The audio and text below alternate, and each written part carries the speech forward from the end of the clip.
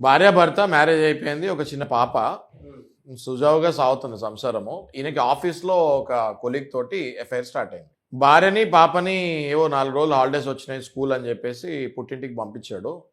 ఏకంగా ఆవిడ్ని ఇంటికి తెచ్చేసుకుంటం జరిగింది ఈయన. అవతల ఆవిడకి పెళ్లి కాలేదు. ఈ 4 రోజులు ఆమె ఈ ఇంట్లోనే ఉండటం కూడా జరిగింది. 5వ రోజు ఆవిడ ప్లస్ వాళ్ళ కూతురు ఇద్దరు ఇంటికి వచ్చిన తర్వాత చూస్తే వాళ్ళ ఆవిడకి ఆ బెడ్‌షీట్స్ మారుస్తాం గానీ, అక్కడ హెయిర్ ఏదైతే లాంగ్ హెయిర్ ఉంటుందో లేడీస్ ఆ హెయిర్స్ కానీ కనిపించింది. డౌట్స్ వచ్చాయి. ఇంకా మరి వైఫ్‌లు ఎలా పసిగడతారు? వెంటనే పసిగడతం జరిగింది. Along with that hair, along ఆ హెయిర్‌ని ఏంటిది పరిస్థితి? ఇది ఎవరిది?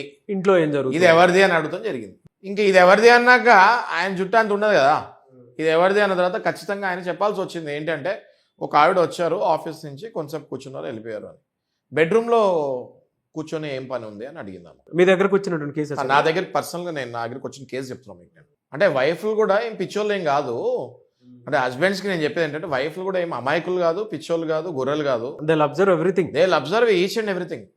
ప్రతిదీ ఇంట్లో జరిగే వాళ్ళు ఇంటి నుంచి వెళ్ళి వెనక్కి వచ్చే లోపు ఇంట్లో ఇలా ఒక్కసారి ఇల్లంతా చూస్తే ఇంట్లో ఏం జరిగిందని చెప్పగలుగుతారు. అవును, అది వాళ్ళ డెన్ అది.